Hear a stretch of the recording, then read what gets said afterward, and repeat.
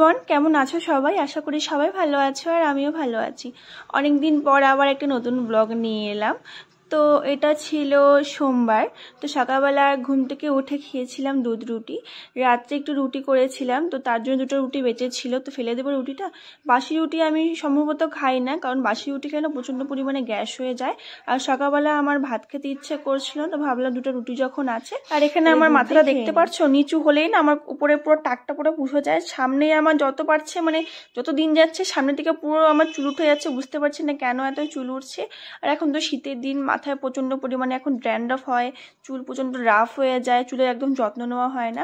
আর এই যে এখানে আমি সকালের জন্য রান্না বসিয়ে দিয়েছি। এখানে আমি আর মূলার শাকটাকে না যখন আমি নিয়ে আসি ওটাকে ভালো করে ধুয়ে ছোটো ছোটো করে কেটে তারপরে ভালো করে লবণে চটকে নিই, নাহলে এটা তেতো ভাবটা থেকে যায়। এভাবে করলে না অনেক টেস্টিও হয় খেতে।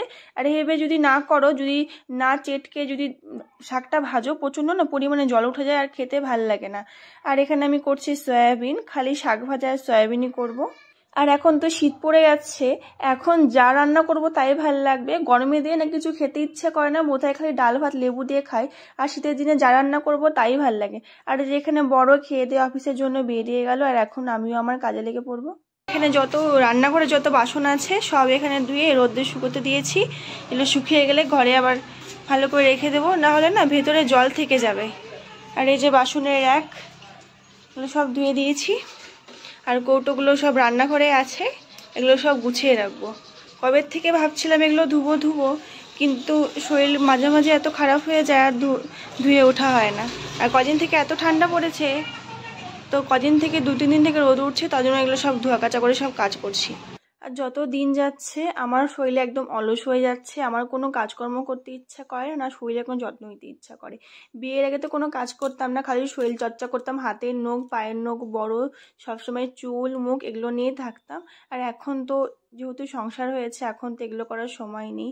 আর এখন না মাথায় ঠিক মতো তেলও দিতে পারি না। বিয়ের আগে সপ্তাহে 2 দিন থেকে 3 দিন আমি শ্যাম্পু আর তেল দিতাম, আর এখন কি হয়েছে সপ্তাহে 2 দিন আমাকে শ্যাম্পু করতে হয়, আর তেল তো দেওয়ার কথা ভুলে যায়। আর দেখো যতবার চুল আসতেছি ততবার আমার মাথা থেকে চুল উঠে যাচ্ছে, দেখো কতটা পরিমাণে চুল উঠছে। আমি খালি আগের ফটোগুলো দেখি, আগে আমার মাথায় কত চুল ছিল, আর এখন যত দিন যাচ্ছে চুল আমার কমে যাচ্ছে। ভাবছি কদিন পরে চুল একদম ছোট করে দেবো, আর কিছু করার।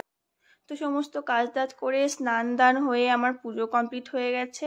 এখন চলে এলাম রুমে। তো এখন আমি মুখে একটু ক্রিম লাগিয়ে সিঁদুর পরে নেব।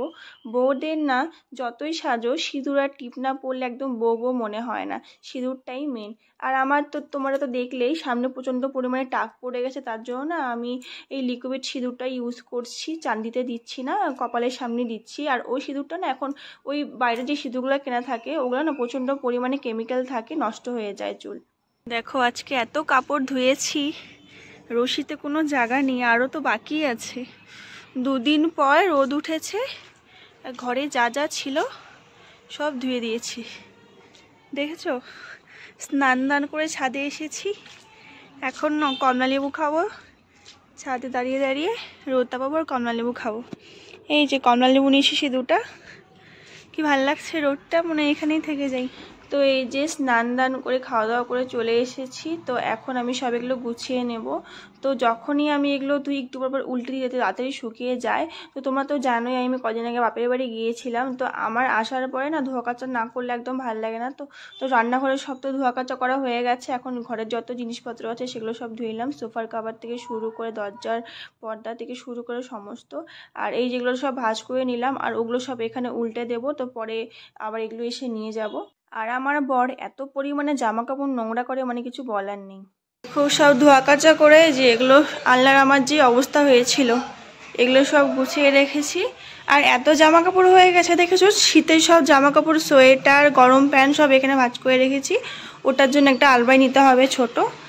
তো বর চলে এসেছে অফিস থেকে, তো আসার সময় কিছু ড্রাই ফ্রুটস নিয়ে এসেছে, কাজু কিশমিশ কাঠবাদাম, আর ওখানে আছে খেজুর। আমি তো এসব খাই না, হঠাৎ খাই। এগুলো খেতেও না আমার একদম আলসি লাগে, আমার বরই এগুলো খায়, তো শেষ হয়ে গেছে তার জন্য বর এগুলো নিয়ে এসেছে।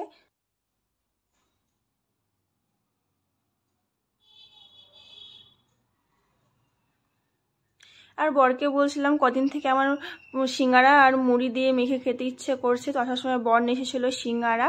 আর এই যে মুড়ি দিয়ে সিঙ্গারা, পেঁয়াজ লঙ্কা কুচি দিয়ে এখন একটু চা করব, চা করে দুজনে মিলে খাবো।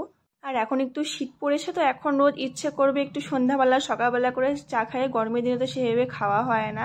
আর এখন ধরতে গেলে রোজই আমাদের সকাল বিকেল চা লাগে। সকাল সকালে ভাত খেতে ইচ্ছে করেন, তার জন্য একটু চা করে খাই। আর যেখানে হয়ে গেছে আমার চা। আর একা একা না চা মুড়ি খেতে ভালো লাগে না, দুজন হলে তা একটু খাওয়া যায়। আর আমি এত শয়তান, দেখো বরকে দিয়ে এখানে মুড়ি মাখাচ্ছি। তো আমার হাত জ্বালা করবে বলে বরকে বললাম তুমি একটু মুড়িটা মাখো। আর আমার বর তো অফিসের ওখান থেকে রোজ দুধ নিয়ে আসে হাফ কেজি করে। আর এখন তো খাঁটি দুধ আগের মতো পাওয়া যায় না। আর গোয়ালা না ভালো দুধ দেয় না, ওদের দুধগুলো নষ্ট হয়ে যায়, কেমন একটা গন্ধ করে। ওরা অন্য কোনো পাউডারের দুধ ওখানে মিশিয়ে দেয়। তো বর যেখানে কাজ করে ওখানে অফিসে একজন আছে, ও বাড়ির মানে খাঁটি দুধ আছে ওর বাড়িতে। তো ও হাফ কেজি করে রোজ দুধ দিয়ে যায়। আর এই যে দুধটা এখানে জাল বসিয়ে দিয়ে কয়েকটা কেশরও দিয়ে দিলাম। এখন তো শীতের দিন পড়েছে, তা শীতের দিনে আমরা দুদিন একটু কেশর দিয়ে দুধ খাই, তাহলে শরীরটা একটু গরম হয়। আর দেখো এই যে দুধটা কত সুন্দর দেখতে পাচ্ছ, পুরো হলুদ হয়ে গেছে। আর ইদানিং জানো তো এই কেশর দিয়ে দুধ খাওয়ার পর না আমার শরীরে যত ব্যথা বিশেষ সব না কমে গেছে। আমি তো আগে দুধ খেতাম না, কিন্তু শরীরে রক্ত নেই বলে দুধটা খাই। আর দেখো এক গাদা চিনি নিয়ে নিচ্ছি, এই দুধটা খেয়ে কোনো গায়ে আমার কোনো ভিটামিন লাগবেও না। আর এই যে এখানে সকালের জন্য বেশি করে গরম জল করে রাখলাম ফ্ল্যাক্সে, কারণ সকালবেলা নাকে মুখে লেগে যায়। সকালবেলা আর সময় হয়ে ওঠে না যে গরম জল করি, একদিকে ভাত একদিকে তরকারি বসিয়ে দিই। আর এই যে দেখো রাত্রেবেলা কতটা কুয়াশা পড়েছে, আমাদের খাওয়া দাওয়া সব কমপ্লিট হয়ে গেছে। আর এই যে এখানে বাইরে কতগুলো বাচ্চা ছেলে ব্যাডমিন্টন খেলছে, ছোটোবেলায় আমরাও খেলতাম। তো আমার ভিডিও তোমাদের কেমন লাগে তোমরা জানিও। আর আজকে ভিডিওটা এতটুকুই, দেখা হচ্ছে নেক্সট ব্লগে, টাটা।